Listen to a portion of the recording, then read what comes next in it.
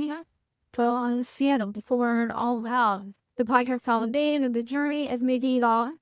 So moderating the panel today is going to be Rob Greenlee, the chairperson for the Podcast Hall of Fame. Alongside some inductees, we have Mongello and the other and we have Tim Street. Trust me, you're not going to learn from the better group of people all the detail, the real reality of what goes into making something like this happen. Podcasting has evolved, what they've learned, and what I really interested today. What are we making? If I being decided up in the air, if I'm going to be interested in the air, and what to say. So can we welcome her?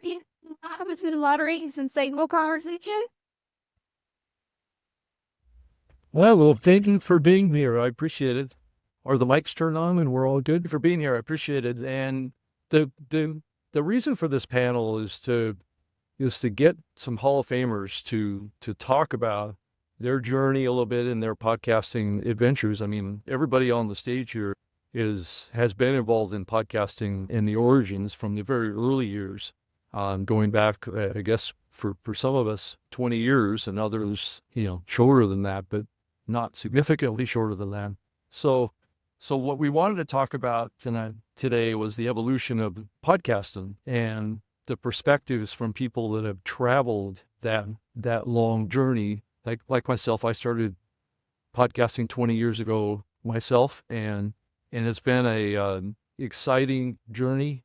And also, the medium has evolved a lot. It's changed, but in some ways, and I think some of the folks out on the stage will probably agree with me that the fundamentals really haven't changed that much. But I wanted to just reintroduce. So Pamela Gay here is a longtime podcaster. She's the host of the Astronomy Cast podcast.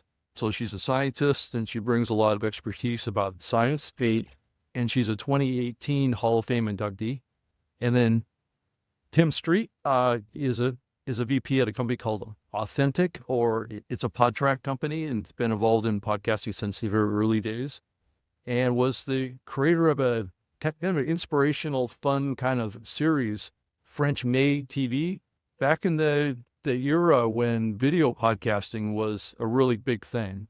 And I know we're all talking about video today and what's happening with that, but most people don't realize that when the very beginning of podcasting had a significant span of a few years when video podcasting was a thing. Now, granted, YouTube is using that term podcast, but when we talk about video podcasting, we're typically talking about video that's distributed like you currently make available your audio content. So it's in an RSS feed, it's an attachment to that. And that's what Tim did in the early years of video podcasts. So I hope that he can share a little bit of insight on that. And then Lou Mongello is the host of the Disney podcast, WDW, and he is getting inducted to the Hall of Fame tonight. So, guys, welcome to the stage. So let's go ahead and get started here and just talk about, if each of you can kind of reflect on the early days of podcasting and what really kind of inspired you to get started as a podcaster. All right. So I've been nominated. I started podcasting back in 2005, and I love that here that is not one of the oldest. Yeah. There are other people who predate me, and I love it. And it all came about from an airplane trip. There was a whole group of us traveling from Boston out to California for an American Astronomical Society meeting. And one of my colleagues had picked up Parade magazine. And he comes up to me when we all get from our separate flights to the conference. And he's like, okay, so on the flight, I read about this guy, Father so-and-so. And he's using this new thing called podcasting to talk about Christianity. And we need to use it to talk science. I was like, okay, whatever. I'm game. And we launched like 3 weeks later. It was he and I and one of our friends who had an undergraduate degree in radio, film, and television that he had never used and was very happy to use. And that was Slacker Astronomy. And we reached out to Adam Curry and we're like, there's no science or technology category. Can you help us out? And not only did he create the category, but he listened to our show and then geeked out about it. And that completely changed the trajectory of my life. I was like random academic running teaching labs at a Boston university, not Boston University, a university in Boston.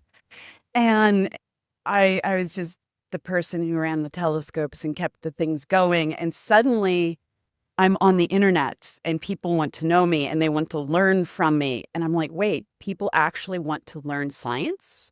I can science you. I shall science you. Come, we shall science. And a year later, we all got better jobs that were like, no. Slacker Astronomy is a little too blue for your new job. Please do something different. And this is where we started doing Astronomy Cast, Fraser Kane and I, and we've been doing this since Labor Day weekend 2006. A new show every week talking about the latest ideas and how we learn them about this universe we share. And as long as we keep building new telescopes and new creative minds keep coming out, there's going to be more information. And podcasting has accidentally defined my life in ways I'm super grateful for and now seek out through opportunities like this. So science with me, please. The first podcast that I ever came across was a podcast called Tiki Bar TV. It was a video podcast, early days of podcasting. And I was like, wow, I want to partner with these guys. I can get them sponsors. This is going to be great. It didn't work out. The creator, Jeff McPherson, super talented guy. We couldn't come to a deal. But what happened, I did what any normal frustrated person would do when you're having trouble is I went to a podcast convention in Ontario, California. Shout out to the Berkwin brothers. And there I heard a guy named Leo Laporte talk about this company called Podtrac and how they brought him his first sponsor in podcasting. And lo and behold, I started a podcast and Podtrac brought me my first sponsor, which was GoDaddy. And the podcast that I had was kind of a silly Benny Hill, Austin Powers kind of podcast, PG-13, where women dressed as French maids would do how-tos. And for GoDaddy, we did how to register a domain. So it was very silly, over-the-top, kind of fun stuff. And eventually that led me down the path of working with Podtrac and being head of production and development for Authentic, which is a Podtrac company. So, as a Disney guy, I don't know if I should say that I did watch French Made TV because I loved him, or say that I didn't watch French Made TV because I'm the Disney guy, but I did. And, I knew about Tim before I actually met and became friends with Tim. Yeah, in 2005, I was a lawyer in New Jersey, heard about this podcast thing that was just starting to come out literally just a few weeks earlier. And I was always a tech guy, and a buddy of mine started a podcast, which had the worst name ever. We called it Mouse Tunes, which makes no sense, but it was iTunes back then. And we didn't know what we're doing. I still don't know what I'm doing, but at least I fake it. It's a lot of smoke and mirrors. Eventually I went off and started my own show, and they called it WW Radio. And it was so early on that I had to put the word radio in the title so that people understood what it was that I was doing, because it took years before we had to stop answering maybe we still don't have to answer the question, like what, I think actually now we are asking ourselves, what is a podcast? Because YouTube videos are now podcasts, which is incredibly confusing. But I just always believed that the spoken word was so much more powerful than anything I can write. The ability to convey emotion. They hear you when you're happy. They hear you when you're sad. Crying is podcast gold. Plus I was a horrible typist, so it all worked out. Yeah, I had the name radio in my first podcast too, just because I was on the radio, but it also was a way to reach people in the early days of trying to translate what a podcast was, right? And we were always trying to say, well, people would ask us, well, what's a podcast? And we'd say, well, it's kind of like an online radio show, right? That was always what we had to do to try and translate that now. Now, we don't really have to do that anymore. I think everybody knows the difference now. But it's interesting that we all went through that phase, and that conference that Tim just talked about was back in 2005. And so that was like right after podcasting started. But so as you guys kind of, thought about your journeys of getting your show started, and hopefully this will be helpful to others, but what were some of the biggest challenges that you had to overcome as part of that process? Not so much in the early days, but just whether it was mentally or if it was kind of understanding what you were doing with your podcast. What were the biggest challenges? This is going to sound so stupid, but as someone who plays with technology, who does new media, who does social media, I would be talking to other academics and they'd be like, oh, all of that technology stuff, that's for all you kids. And I'm like, dude, I am significantly older than you are. I just know how to dye my hair. And so there was this level of credibility that somehow, as soon as they're like, oh, you're just playing on the internet.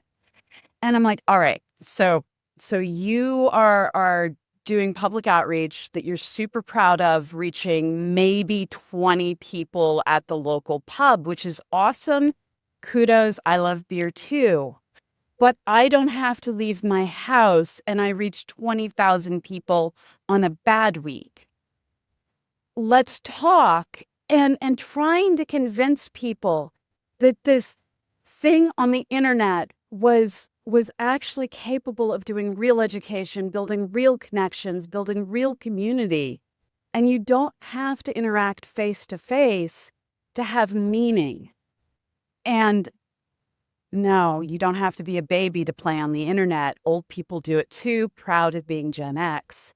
It's just been weird, the cultural dynamics of who is supposed to be on the internet and who we actually are, and explaining that. It's stupid, but that's my struggle. Yeah. Yeah, I think for me, the challenge that I had early on was figuring out a business model that was sustainable. I mean, I had a show that was getting 7 million downloads an episode and couldn't figure out how to monetize it. This was before YouTube was, doing any kind of revenue share. And so, what I would do is I would do an episode for a specific sponsor. And once they did that episode, they would pay a lot of money for it, but then they'd go away and they'd never come back. So the business model wasn't right.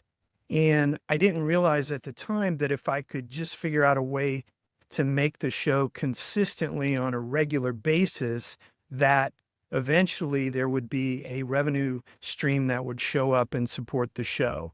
And in the meantime, I wound up getting a job helping other people monetize their shows. So it was kind of like, well, this is fun too. It's fun to be the guy who's handing out the advertising deals as opposed to the guy begging for the advertising deals. So that kind of changed things for me. But podcasting definitely changed my life. I mean, I didn't give up my law license, but it did change. It changed me from being a TV producer into being a development executive. I think actually all of us, I think we were very fortunate for getting in on the ground level, because it was this brand new, this novel thing. And for me, it was creating content around Disney. Again, the words social and media had not been put together yet. I had a V Bulletin discussion forum, shout out to V Bulletin, which is where I sort of came to the realization that I was not the only Disney nerd sitting in his basement thinking about Disney that was somewhat adult-ish, as it were. I realized over time that the challenge was going to be, and still continues to be, the realization that not everybody consumes content in the audio format. It's just not the way that so I always was like, well, in addition to this, I need to create content in the way that people are most comfortable consuming it. But the podcast and the community has always continued to be the heart and soul of what I do. Yeah, so I think that kind of leads into another kind of thought path here that we can go down here, and that's how has podcasting evolved and changed? And Lou, I think you alluded to, and Tim, you're a representation of this too, is the evolution of the format of the medium, as well as the incorporating video and how we went through this phase of audio only emphasis. And when all along YouTube and video were like a shadow companion to this medium for the entire span, the 20 years of this medium. It's just that most creators started to really focus on audio. And And so why don't you share that kind of perspective from the early years as we kind of have moved through to present and contrast that a little bit? So, so I, when I started this, I had a cartoon avatar and I was like, my photo shall be associated with nothing. I was a cartoon avatar. It was my voice. And that was where I felt safe. And occasionally things like I was, Harvard was the university in Boston I was at. And I was there when Zuckerberg started Facebook. So I have like a 4-digit Facebook ID. And so I made the mistake many of us made of all of my fans can be my friends on Facebook. Don't do that. And so it was like, okay, so those people are allowed to know what I look like, but I still want to have some privacy. And then one day my co-host, I love him dearly, says, let's start doing video. And that was scary. And so this evolution of voice is podcasting to, well, now we have a social media component through MySpace and Facebook and then Twitter, to now we have, there was that weird augmented podcast thing that I'm so glad that didn't catch on, where you could put picture bookmarks in, and it took way longer to do that than it ever took to do audio only or video only. I'm so glad that didn't work. Then we went to, let's do Google Hangouts. And Google Hangouts changed. It was the next big evolution for us. I'm just going to keep using that word, where we went from just the two of us talking on on Skype, getting no feedback from the audience, putting things out and getting emails, to now the audience is in the room with us and they're asking questions. And when you do a science show, you don't always know if you're answering the questions people have or just talking about stuff that interests you and no one else cares about. When they're in the room, they can be like, wait, did you just say, can you expand on that? And so now we have this, we're recording live. Now we're on Twitch and YouTube Live, which was Google Hangouts. And so seeing this record live, produce edited content, put out edited content, and realizing there are people who want sausage, there are people who only want perfectly polished, and being able to seamlessly produce both has really been amazing. The one thing I want is lighting that works out of the box. If that can come, that's all I ask for now. Yeah, I think, the early days, bandwidth for video costs a lot of money. We would have gotten a bill about $4,000 a month for the video, but a guy named Tim Napoleon at Akamai gave us bandwidth for free. And then we also had a sponsor, M Dialogue. Greg Philpott said we were doing 7 terabytes per episode of video downloads.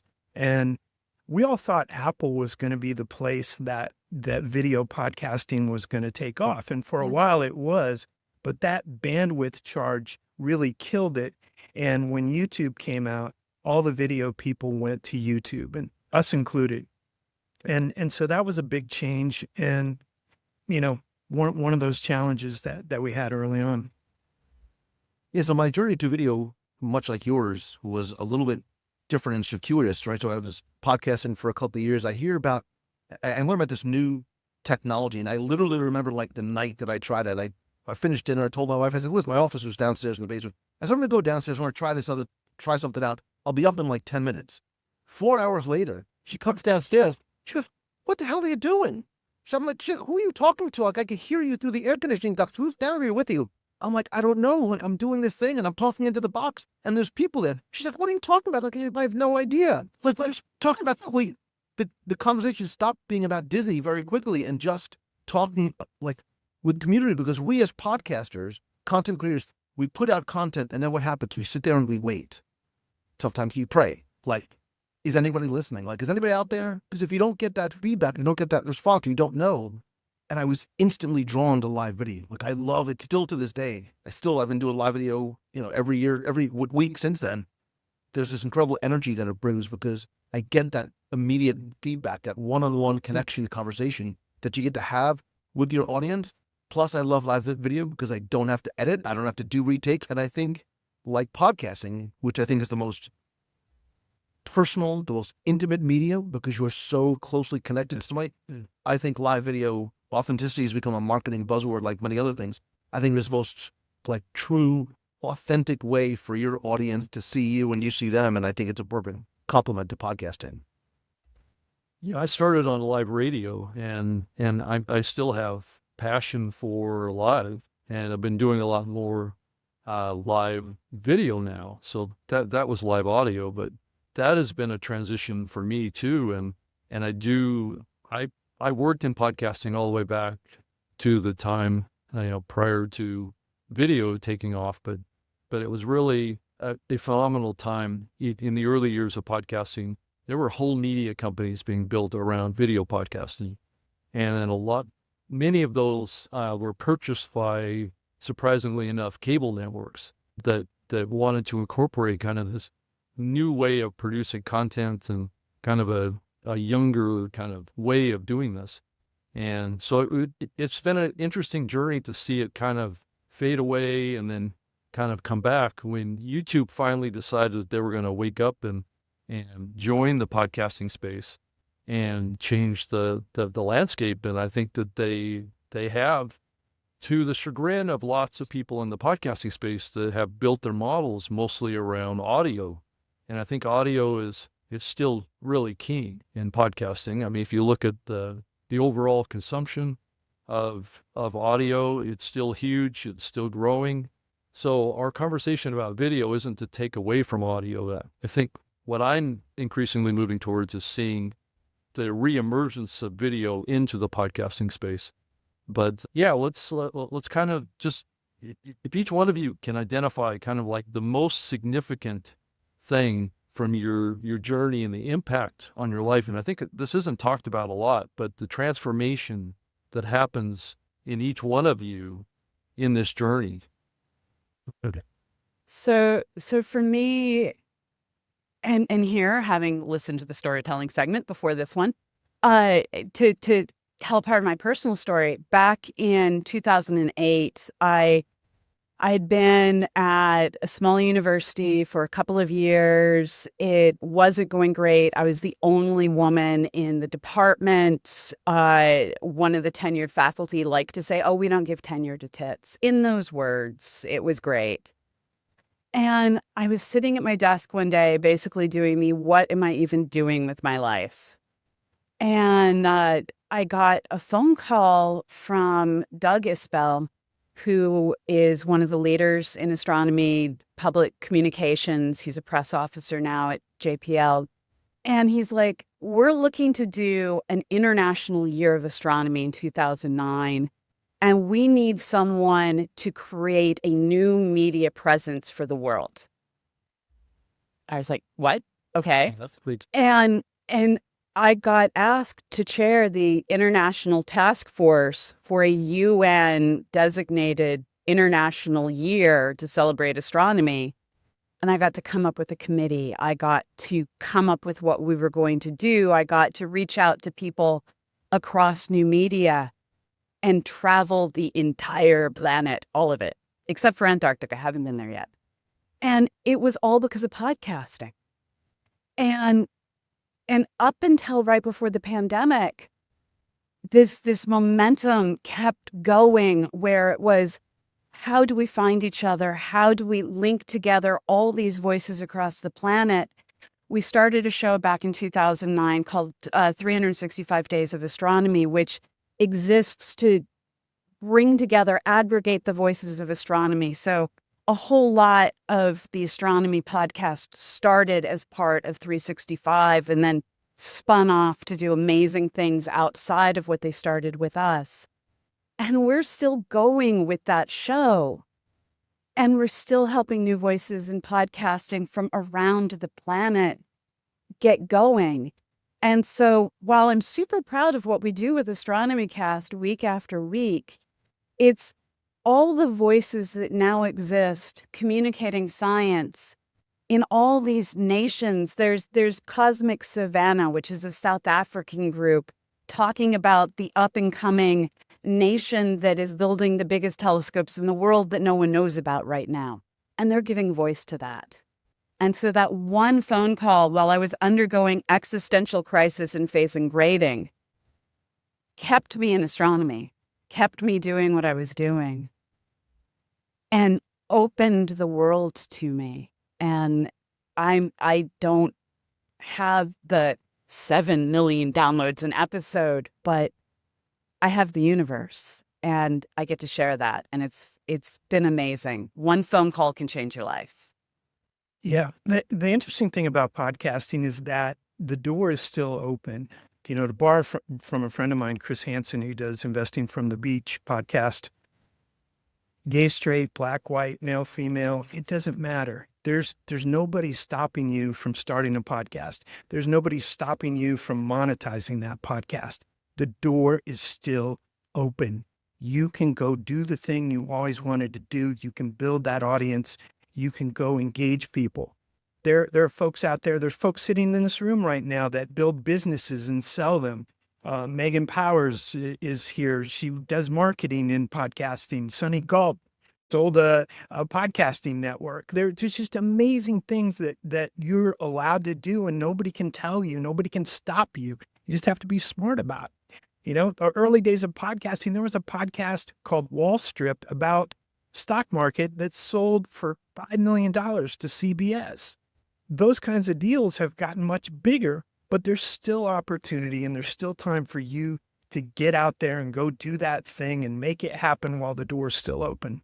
In lieu of talking for the next 3 hours about how podcasting has changed my life, because it has in incredibly wild, unforeseen ways when we first started way back when, I choose instead to focus on, because we all have it, the ability, I think responsibility to impact the lives of others. I say this all the time. We never know who's listening on the other side. And that's not the warning. It is more of, it's a privilege to do what we do.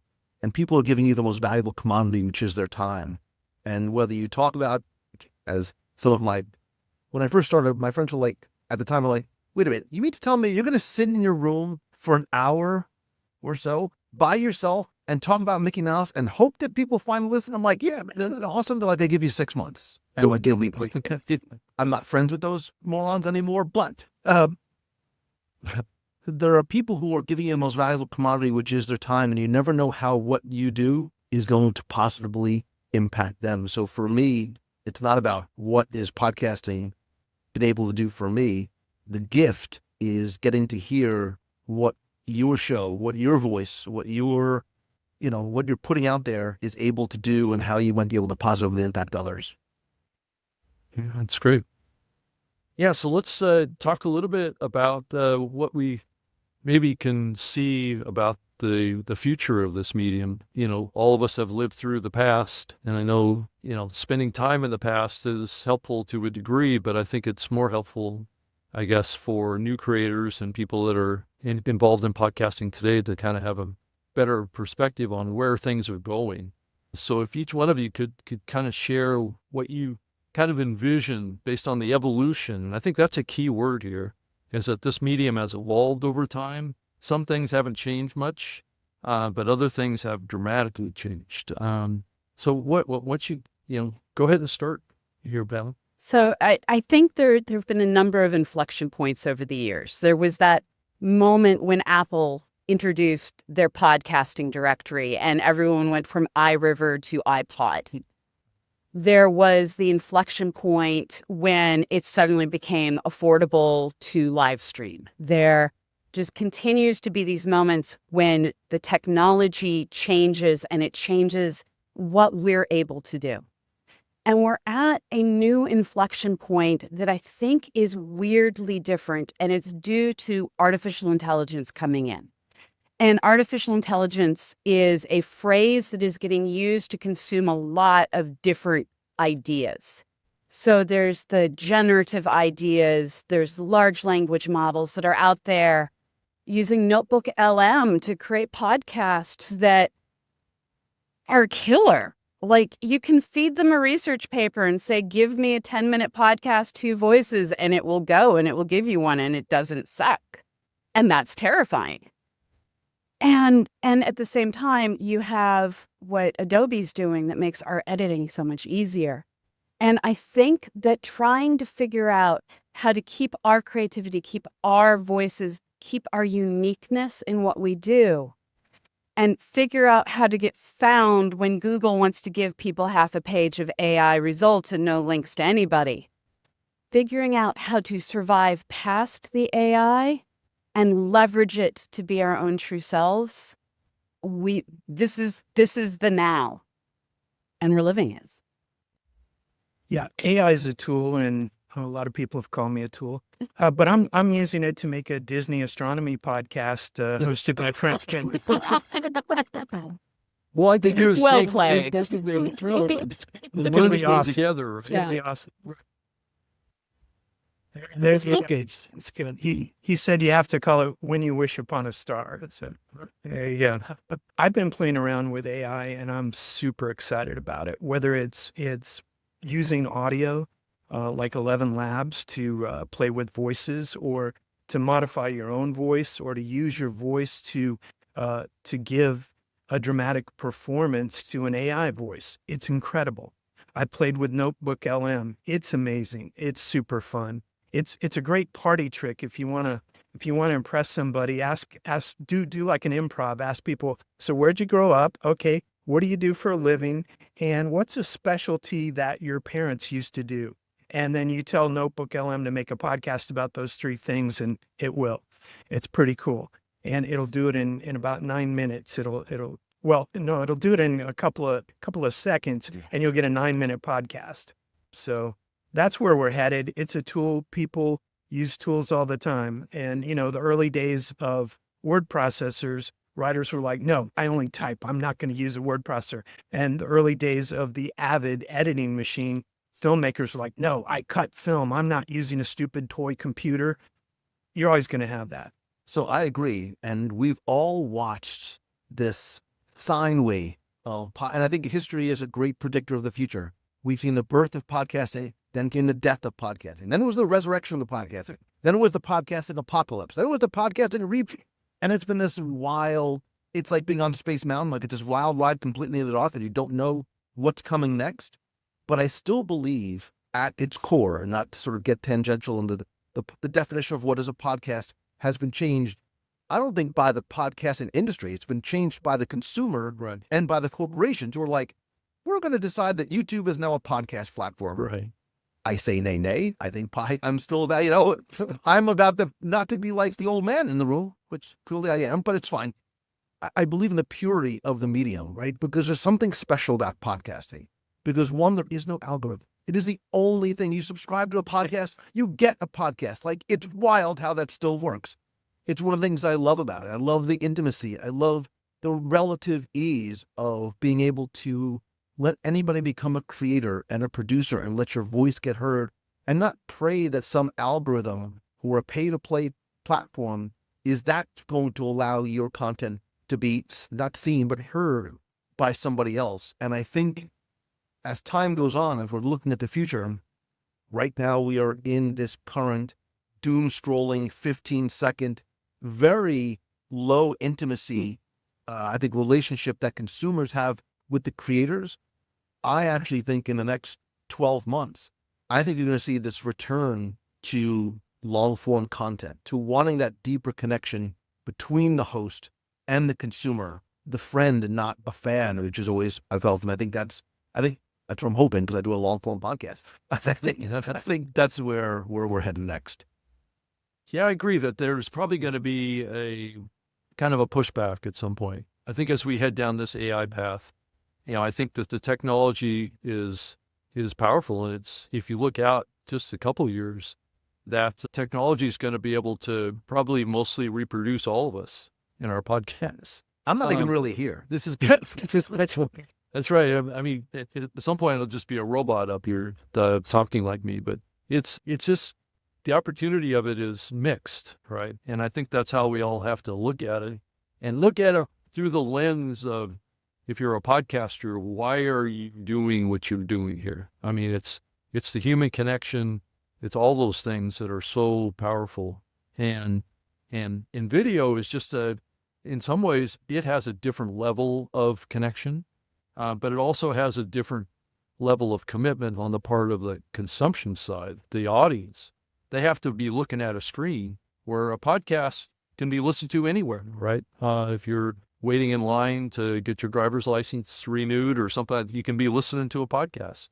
Can't really, I mean, I suppose you could do that with your phone with a video podcast. You know, you're sitting there and you can watch it, but you're not really able to pay attention to the world around you. So there's just more opportunities for people to listen to audio, and I believe that's why it's still strong and will continue to be strong. And I think we become part of people's routine, right? You're Right. part of the morning drive. You're part of walking the dog. You're part of going to, what do they call that? The gym. And I think that's part of the living exchange. So to kind of wrap it up and then get to some questions really quick, I wanted each one of you to kind of tell us a little bit about how being inducted into the Hall of Fame means. I mean, what does that mean to each one of you? And I mean, how does that make you feel as a person? Go ahead, Ben. Of course, this time I have absolutely no words. It's this validation of we've been showing up, we've been helping lift up those around us. And this combination of giving of what's in our heads and our hearts, and then helping others do the same thing, got acknowledged.